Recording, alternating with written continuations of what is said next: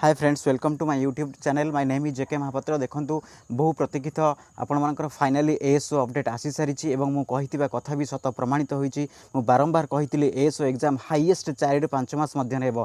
केबे भी ASO exam एते लेंथी पीरियड रे होई नहीं।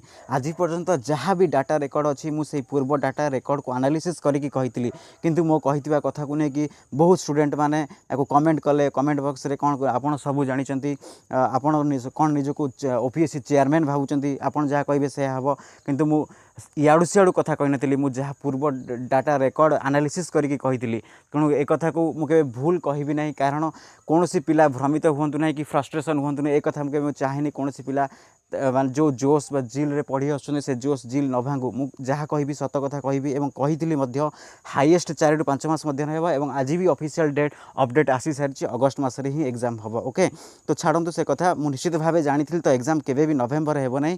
तो निश्चित भाव से ही 4 ରୁ 5 मास कही माने हाईएस्ट से अगस्त मास ही रिटन टेस्ट हम। देखो 15 नंबर ब्लॉक रिटन टेस्ट अगस्त मासरे ही हम।